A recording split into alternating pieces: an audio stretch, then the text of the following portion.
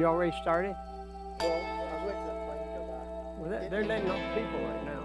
But there comes one through now. I'm just waiting for them to crash. They come right over the house. Never gonna get me up in one of them things again. It's like two little turtles walking on the ocean floor and look up and see a boat. You ain't gonna get me up in one of them.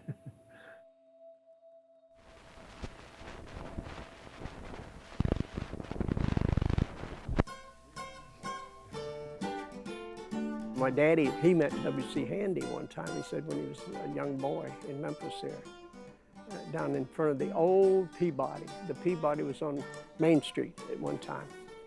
They moved it. He came on a flatbed pulled by two mules from Mayfield, Kentucky, and they came to Memphis to look for jobs and everything. And he ended up in Arkansas working, laying bricks and prize fighting. And then he heard about Jack Dempsey and took off following Jack Dempsey to the Kansas City fight. And then he went on to Akron to get a job. And that's where he met my mom. And they got married. Had 203 children. Can you believe that? Since I was 5 years old, I always knew I was going to be in some form of art like this. 5 years old. My mother knew it too. See, my brother was an artist. He was going with Walt Disney from high school. And he was a very good technician, cartoonist. He could draw and paint. And when he got killed in the airplane crash, almost within a year, I started doing all his art, drawing just like him. Yeah, it was 1941. He was a senior in high school, and he was getting ready to graduate. But when he died, they took me to the funeral. I just wondered why he was up there in that box, laying there. The airplane crashed. That young guy from Chicago got drunk and took my brother for a ride because he fixed his plane for him. He came down in a cornfield. My mother had a dream about, my mother had dreams about things like this a long time before they happened. I did too. I still do that. I know when my best friends die and everything, they come to me and all that stuff. It's just something else. And it's happened to me a bunch of times. We moved from one lower end of town where we lived in a big old house, and we moved in a tenement type house that my father got up because it was going to fall down, and he got it real decent. My rooms were tiny and small. Immediately after we moved up there, I started drawing in paint. I lived in a real mixed neighborhood, mostly Italians.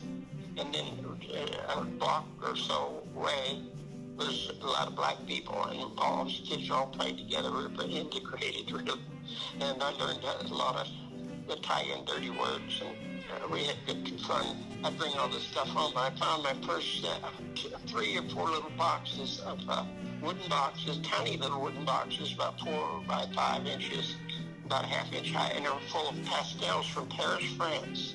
And my mother was real fascinated. She put it all away for me. We moved up to the other, I remembered those paints, and she had them locked up in her sewing machine drawers. She sewed clothes to raise us kids. My dad pressed clothes and tried to sell suits too, tailor-made suits. He had to order them and things like that. I got the paints out and painted a picture of the leg of a table, an antique table. and so then I did landscape a little on cardboard. The cardboard came from suit samples. When a sample of material went dead, that went out of stock, my father would tear the cloth off and give me the cards to draw on. And I drew I still got them here, the pictures and everything. They were brought down to me by my other brother, King, brought all that stuff down to Memphis for me. Big suitcases. I got a big trunk full of all his early drawings, and I painted and drew exactly like my brother, and people mistaken me for my brother.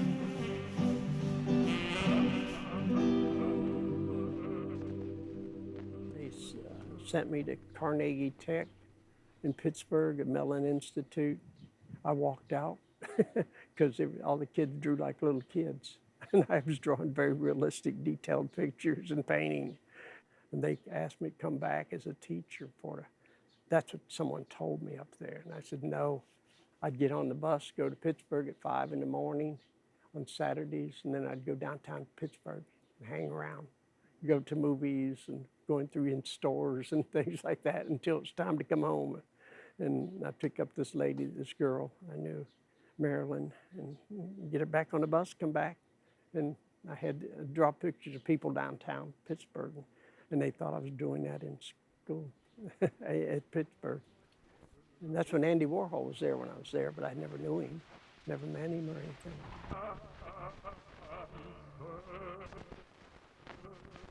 When I came here, I thought I was going to be teaching painting. I was a painter. And I did minor in sculpture at Cranbrook, but I liked sculpture. I was doing more of that than painting. Cranbrook's 22 miles north of Detroit. They only take 100 students a year, and they're from all over the world. I had scholarships. I said, okay, what's that? Cranbrook. I didn't know what it was. They said, no, you got a scholarship, get up there.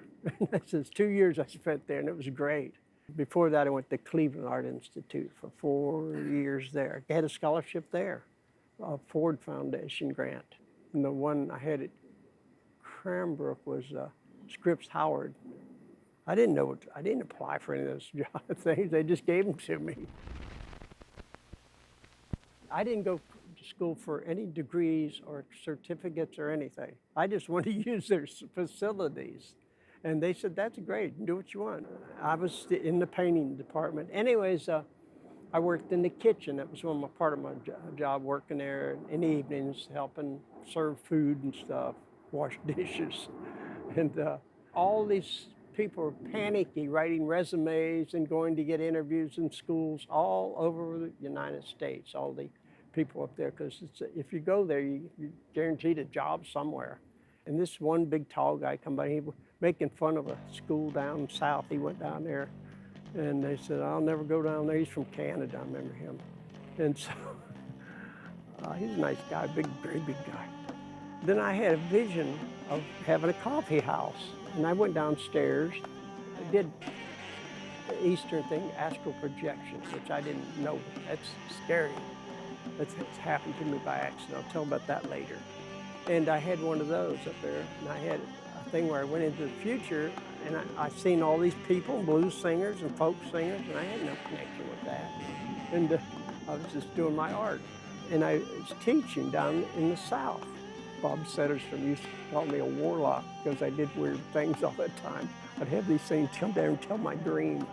And he said, oh wow, he's a potter, real good.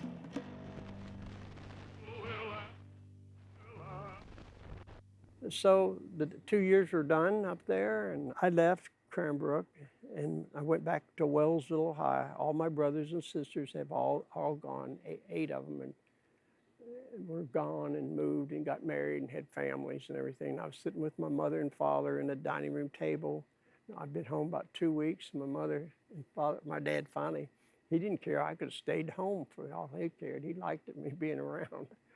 He said, well, what are you going to do? 8 years you've been going to school. And I says, yeah. I said, I'm tired. I don't want to do that anymore. And he said, what are you going to do? And I said, well, I have this job down south. He says, where? I said, I don't know. It's just, I just feel it's south. Okay, my mother, she did very psychic things too, and she just accepted it. And that afternoon, after 2 weeks there, we were sitting at the dining room table, and my mother brings in the mail from the dry cleaning shop, which we had. I grew up in a pressing clothes and dry cleaning shop. We had a big press right in the middle of the house, almost. And we pressed and took in laundry and stuff like that.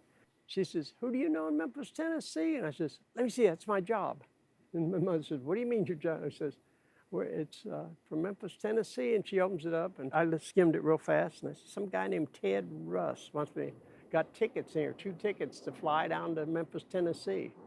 And my father said, oh, fly, because my brother got killed in an airplane.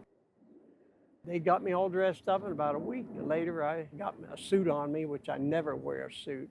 And my mother immediately ran back in the house. You need a tie. She made a tie. She could make clothes and everything instantly. She'd see a picture in the book, and she'd go make it. And she raised us kids with tailoring and sewing. My father pressed clothes and sold suits, tailor-made suits and things like that. So they got me to Pittsburgh airport. That's when you had to walk out to the plane, way out on the tarmac. They were sort of scared to death. I was all excited, like an idiot. I said, whoa, we get rid of a big old airplane on me. You know, so I got in an airplane. There was nobody else in the airplane. I said, uh-oh. And she says, take any seat you want, the stewardess said. So I went down in the middle of the plane, and I'm sitting there waving out the window. Parents are standing over at the side of where they just, I could tell they were shook up.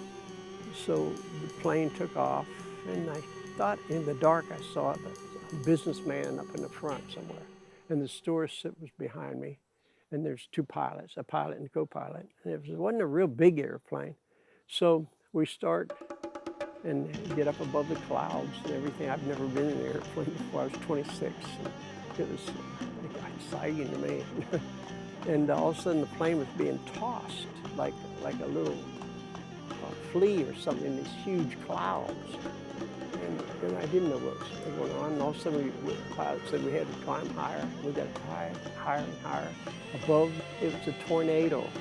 And it was a big funnel, and you could see this black as far as you could see with it all caving in, you know, in the middle. And I said, whoa, and he was trying to get away from it. And the plane had to land, and we landed 4 different places before we got to Memphis. The stewardess, I remember getting up, and she was terrified, I could say. And I said, can I take the seatbelt off? And she said, I don't care what you do. So I was running up and down the aisle, looking out the window. The plane would completely turn on its side, and I could look straight down like that and everything. That was exciting.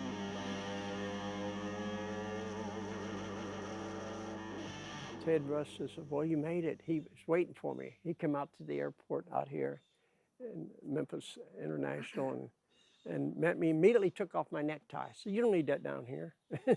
Started undoing my coat and everything for me. And he says, we've been waiting on you. He says, you made it. He says, you just went through a tornado. It killed 22 people in Charlotte, North Carolina or something like that. I said, I did?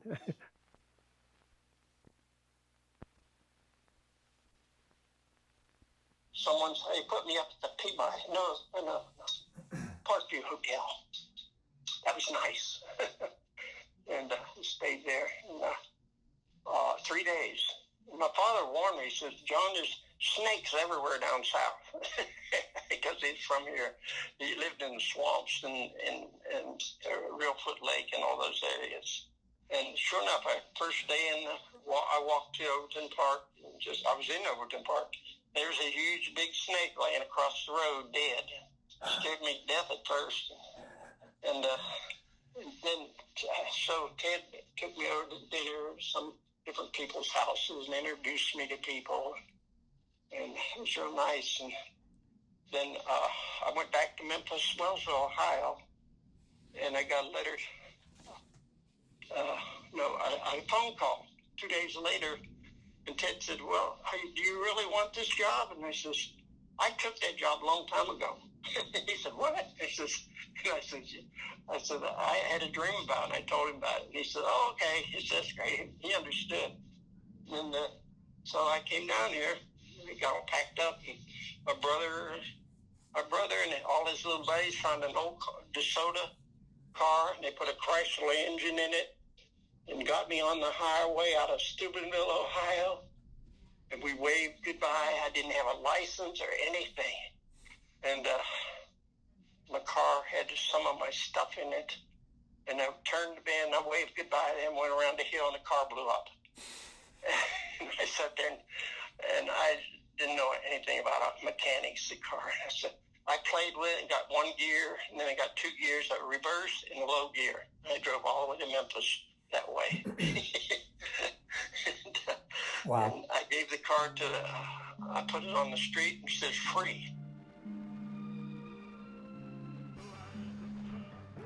I liked it here because I met some great people. I got into a lot of theosophy stuff with Burton Callaghan and a few people like that, and introducing poetry people. And well, Burton Callaghan was in theosophy, and we had meetings. He invited me. He said that I was some kind of Brahmin, Indian Brahmin in my past lives. And I said, what's that? I had to look it up. I didn't know that. So I'd go to the meetings, and I got in with the other meetings with George Ivanovich Gurdjieff, with Bill Eggleston, and a whole group. But before all that, my roommate was a Zen Buddhist. That was Fred Bauer, and he's gone now. He introduced me to peyote and the stuff like that, which I didn't like any of that stuff. But I was meditating on my own, because a lady back in Steubenville, Ohio, told me when I first had my astral projection, it scared that shit out of me. I should watch your word. Race. Beep. Well, it was when I was 18, and I left my body, and it scared me. I thought I died. And I floated out the room, down the hallway of our house, and I was going out through the wall. And all of a sudden I was sucked back in. Well, I was looking at that body laying there, and I thought I was, in my body, looking at this guy laying in the bed. And it's more than a dream. I mean, it's for real, because I've done it before, since then. But I read about it now, because a lot of Indian people do it, and a lot of people like near-death experiences. My mother did it a bunch of times and told me things that were pretty far out.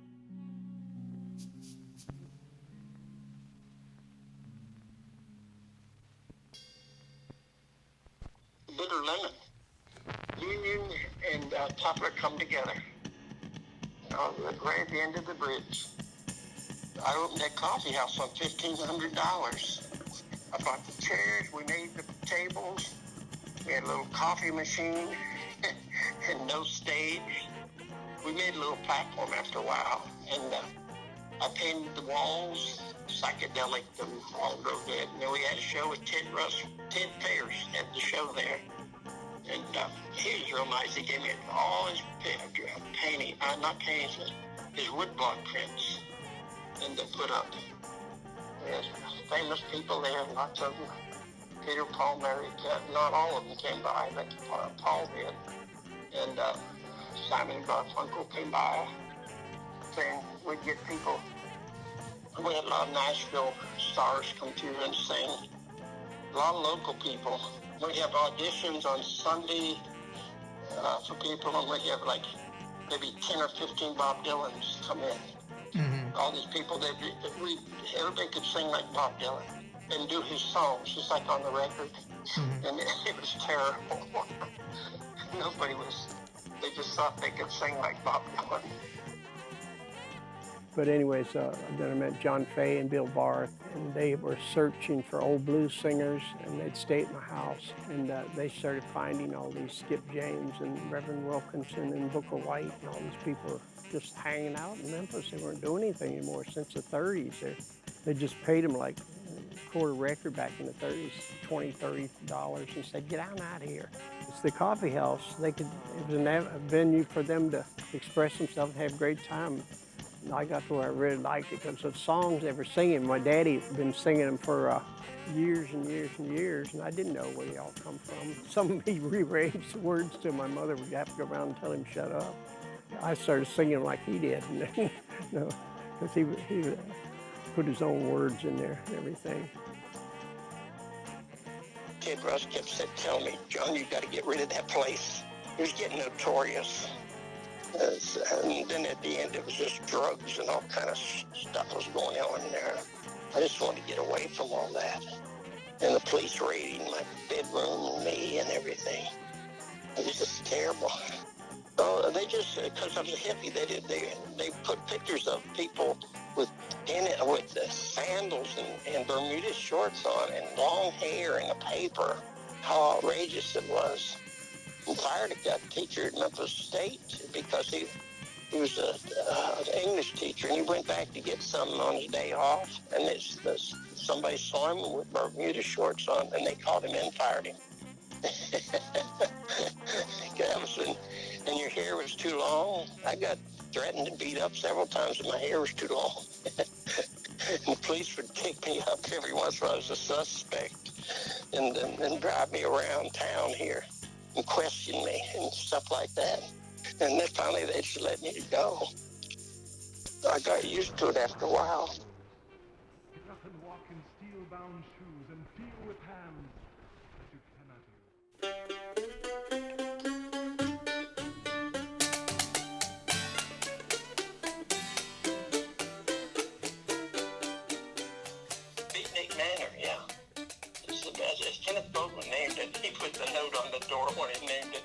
Charlie Brown loved it and thought it was great because 2261 or 61 or something like that on Madison, where the French Quarter was, and now it's a ballet school. And the house is falling in. I paid the rent for 100. Fred Bauer, the potter, he was a well-known potter, best potter that ever came to Memphis here. And he taught other people. And he was a Zen Buddhist, and he taught me. I didn't know anything about that kind of thing, but we'd have tea ceremonies, and he taught me about vegetarian food and all that. Even though he wasn't a vegetarian, but he read all Suzuki's books and everybody, and he was really into that. And he was a karate expert too. He's a wild redhead guy from Chicksaw Gardens. His family owned an auto body place. His friend was Jerry Finberg, and he was a karate guy, and he's a potter. He's still, but Fred died. Jerry is living somewhere in Georgia or South Carolina, somewhere that has a pottery.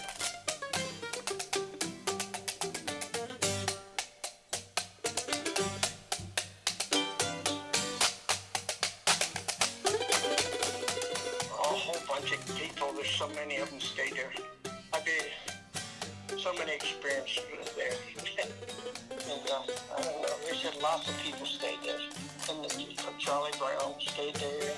Stanley Booth didn't stay there, but he showed up all the time.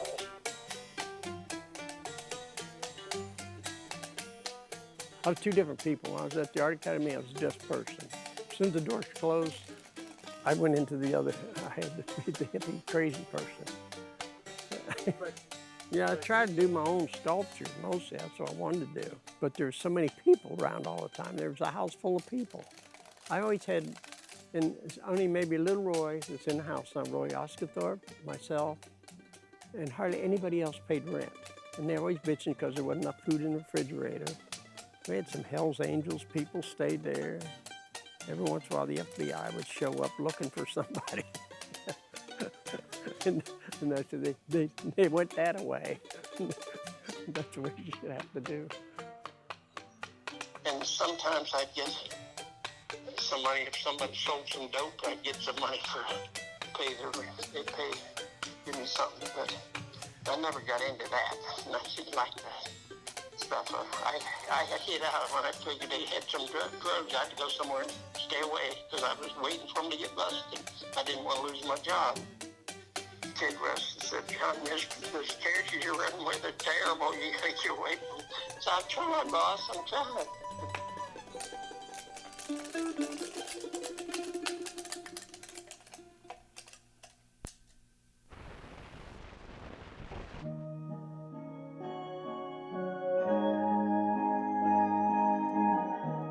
My friend got me interested in making movies.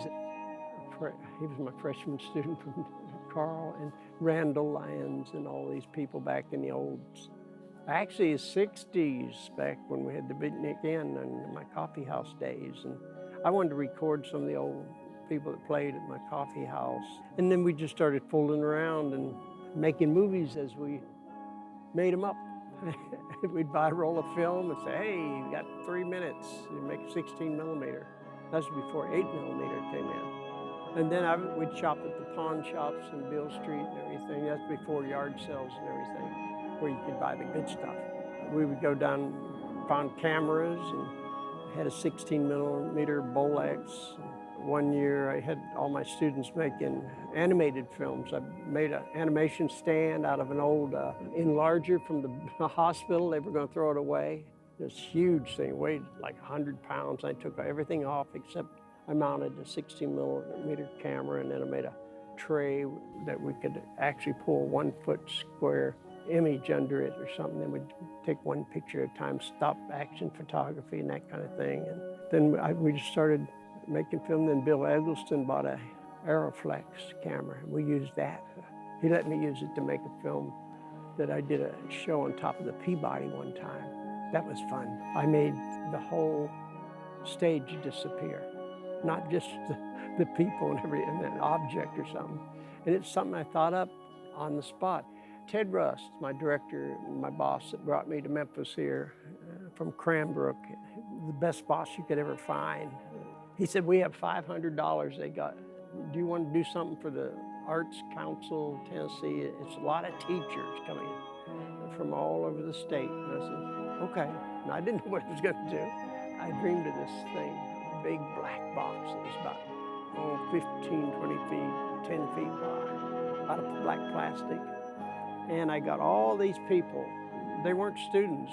Several of them were. There were dancers. There was Jimmy Cross, who was his puppeteer, and Michael Gruner from New York, and Randall, and all there was. Must have been 25 people, and stuck them in that. And they were all in there talking.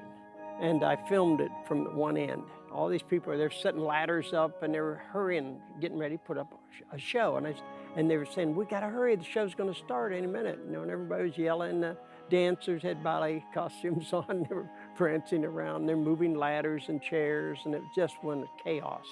So I said, oh, cut. We did 400 feet of that. That's 20 minutes, I think. That was gonna be the gist of the show. So we disassembled the box, went up on top of the Peabody before all the people showed up, put the box together, this huge big box. On the front, I put a transparent type milky white paper so they could see the silhouettes all, and the lights were going and everything. People were coming in, sitting on the seats at the Skyway room or something that's on top of the Peabody. And they were sitting down, they could see all this going on behind that white paper at the end of this big box. You could see ladders being moved around and people yelling at each other and everything. So all the people that were in the box, when we first made it, set this thing up. We set it all up inside the second floor of the Art Academy then, and filmed this during the night. We put the box back together again and put it back at the top of the Peabody in that room. And so all those people that were in that box were now sitting in the audience. They went up and sat with all the faculty and the people that were Arts Council people, whatever they were, teachers and everything. And I said, no, when you get up there, start booing and yelling and beating the floor and said, get that show going and everything. Just make a lot of noise. So, and Lee Baker was there. I remember he had a bunch of people too. I remember, and Lee was real good and he really got into the action and everybody. And all of a sudden it got dead quiet. The lights flash out, the lights flash back on, the box is completely gone. And there's no people, no ladders, no nothing, there's just a bare floor out there, except a large white egg. A large egg sitting there, fiberglass egg. Inside of it was a projector. All that movie I shot of the people inside it was projecting on that white paper. And it looked like all these people were in that box. So when the lights flashed out, the box came down, my buddies were slowly coming out of the audience. They grabbed that big plastic things and went out the side door, down the elevator, the top of the Peabody, and were gone. And Fred Cook was the MC that night. He said, what the hell was that all of? And people were just dumbfounded because there was nothing there. Everybody had the illusion that there was 100 people in that box. And it was great, it was fun.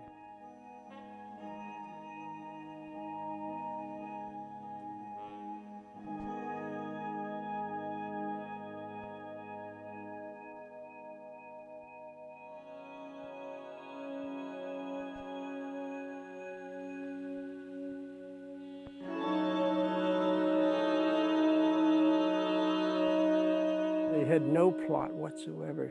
And well, as soon as I met Carl Orr, he's a master writer, genius guy, lives down in Alabama now. He's got all our films, most of them, ones he did mostly. Mine, I have no idea what they are now. But Carl knew about film. He spent his life in a theater. He grew up in a theater in Tupelo. His parents owned part of land the theater accidentally got built on, so they gave him lifetime entry to the film. He'd just go to a movie all day and stay there all day, he told me. So he knew everything, every director and play, and he knew what to do. But when we get out on a set, it was chaos. We did whatever we wanted. I realized he knew what he was doing, so I'd let him be the boss. And then I went to Sears one time, and they were getting rid of all these little 8mm cameras. And I asked Tid, can I get those? He said, I told you, do what you want, you know. So I bought like 10 of them, I gave them all out as assignments, and like 3 or 4 people would go as a group, and they'd make a movie. Then we did animation with the 16, and then one time I had 3 of those Bolex cameras. I gave Tab Falco one, and he did a bunch of movies. Well, he did a lot of them. He wasn't a student there or anything. He's from Fayetteville. We showed some of those things we just keep a weird bunch of movies of people, that's things like going at the house.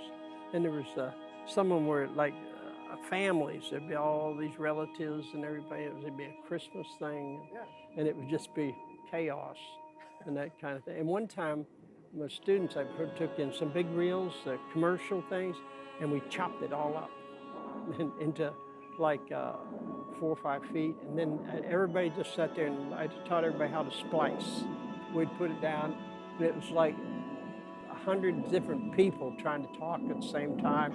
Like William Burroughs chopping a newspaper up and making a book out of it. Randall and Carl and them were really influenced by William Burroughs and those people. And Kenneth Bodwin was way before William Burroughs. His poetry was cut up, magazines, the words and everything with a picture. And that's what William Burroughs did later. But Kenneth Bodwin started those in New York back in the 30s. We had a bunch of those. Kenneth left them to Little Roy, of all people. Little Roy went and found them when Kenneth died. They threw everything out of his house. Kenneth was a fantastic person. He was a little gay policeman that lived here in town. A dispatcher, in other words. He had a theater. His claim to fame is when he rejected Tennessee Williams' play, The Glass Menagerie. Tennessee Williams came to him when he had a theater in New Orleans. Kenneth is a Cajun from Canada, moved to New Orleans. And anyways, he told me that, he said, oh, that'll never make a play. The Glass Menagerie.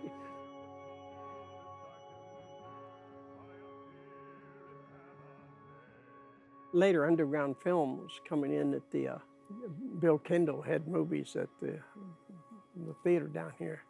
And we all would line up at night and go to the movies. I used to be the cameraman sometimes. Someone else would be a cameraman. We'd interchange all the time. And Carl was always the director. I mean, because he knew more about it than we did. I mean, because we'd just be in costumes and said, well, okay, y'all get in the line and do this. I spent a lot of time downtown at the Goodwill, and I found a whole big pile of weird costumes, and found out they were rejected and old from the Metropolitan Opera here. And they left them in Memphis. And I bought the whole pile for just a few dollars. They were like fake ermine robes and pantaloon pants and tights and plume ballerina skirts. And we had tons of stuff and all. And we'd get all that stuff on and get in cars and go down to the Mississippi River and make a movie on the bank or something like that. I even got on top of that bridge downtown, the old railroad bridge, and filmed a scene. I climbed up on top and hung down, and a train was coming. He said, hurry, hurry, hurry. And it was a chase scene. Randall was a mad scientist, and these thugs were chasing him around. And I don't know whatever happened to that.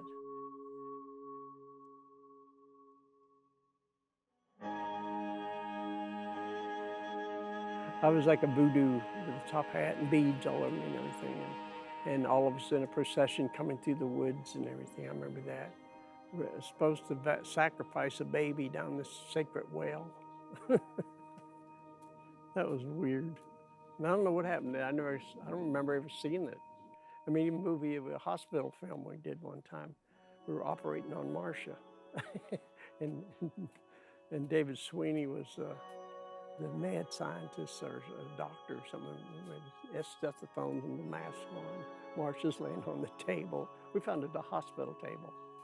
And we wheeled it in that big old house on the corner of Court and Watkins.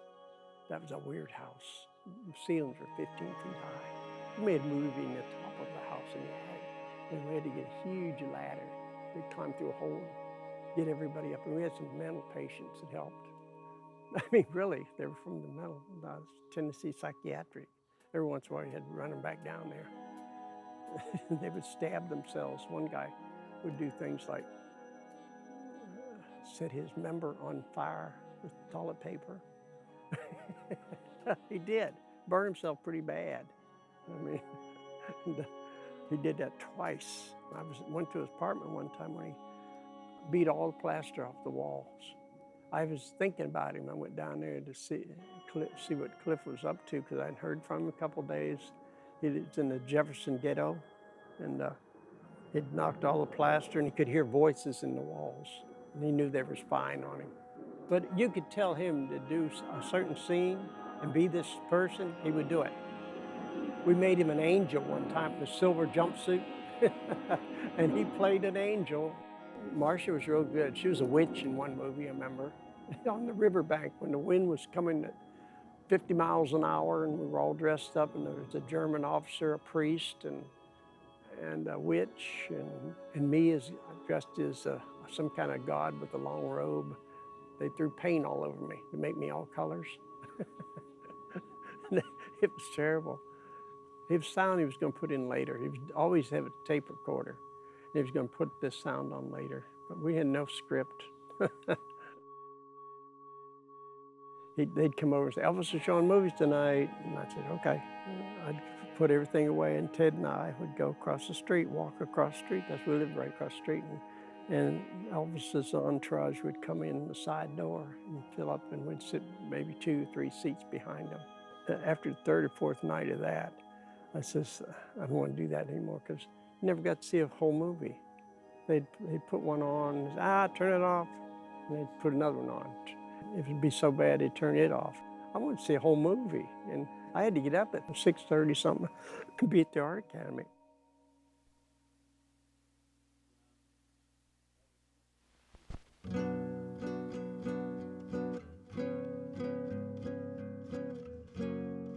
Maggie, yeah, everybody knew Maggie. Maggie is famous.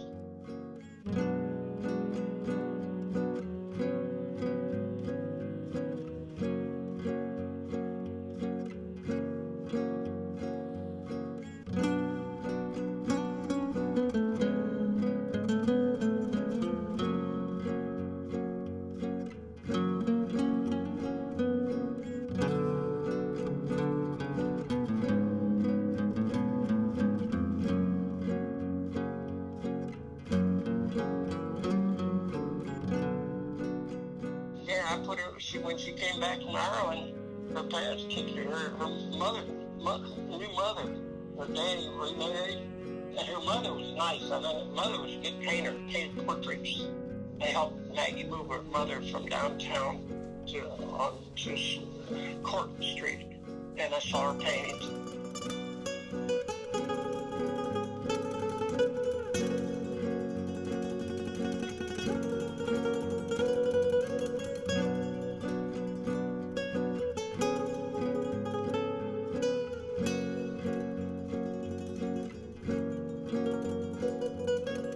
Maggie was only 16, and so when she didn't have no place to go, she was pretty as fun. She was really pretty little thing with bob hairdo, and everybody Googled that.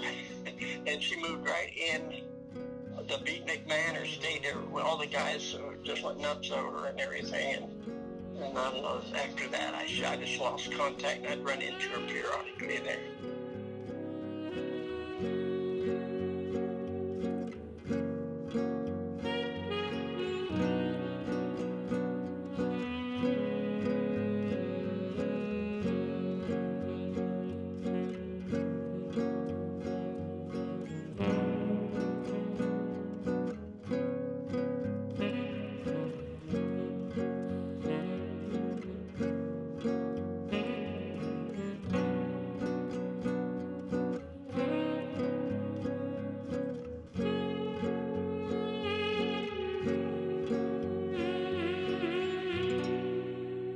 Marcia was in it. She was one of the groupies that with all of her and Connie, and they made a movie on their own, Truckers Girls, that Jonathan Winters was impressed by.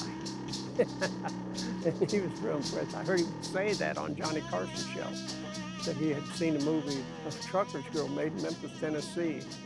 I didn't have anything to do with that. I had the camera, one camera, that's all. I didn't want to be in that damn thing. Marcia was a friend of Bill Eggleston and Fred Carl Orr, and all them people were hippie people. They were all around at the time. I'm one of the few still alive from that period. There was a lot of drugs and things like that, and I didn't try to get into that.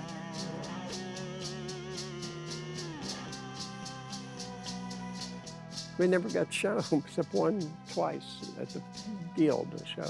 No, one at the Lamar Theater when it was the porno thing. We went over there and there was already a movie showing. We walked in the door and all these people would work there, come run out and grab me. And they said they wanted autographs and everything. I got paranoid, I didn't know what was going on. They said, and I looked just like the man that was in one of the movies that they were showing. And I went up and said, and he was a peeping Tom, peeping on people that were doing the nasties. And he was getting on ladders, and he was dressed just like me. And I said, oh Lord, let me out of here. And we got out of there. Oh, they asked us to show a film one time. It was Truckers' Girls we showed there. Yeah, we all went in a mass. A big group of us all went. They let us in.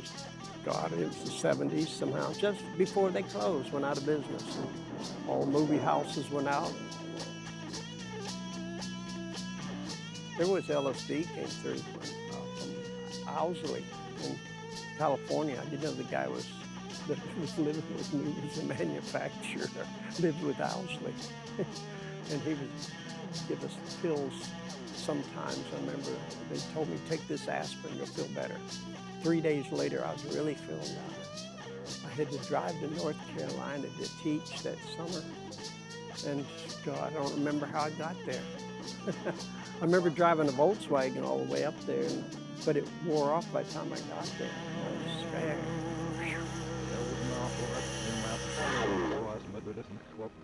Yeah, I was there from 61 to 85 when I left the Art Academy. Well, that's I was kinda there 24 years. The first 10, 15 years at the Art Academy was fantastic. But after that, it got mundane, burnt out I was. But I'm so glad when the guy let me go, the last director that was there, he thought I'd be shocked or anything. I just, thank God. If somebody, and I just walked out. And he went around and told everybody I resigned. I didn't resign. I was ready to run. And because, you know, I was doing, they wouldn't give me any other classes. I wanted to do other things, you know. One director really got onto my case because we were making movies. He said, that's not art. Film, that's not art. It has nothing to do with art, photography or anything like that. And I said, oh boy, and that's when I got so mad at him. The next day he was fired. Little guy from Cleveland, Ohio. The next day he was gone. Why? I thought he was on drugs all the time. He was a little short guy, that red face.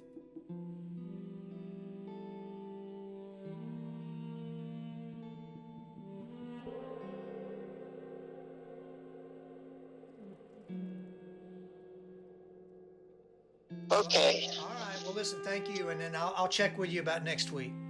Okie dokie. Okay. Thanks, Yeah. sir. Okay.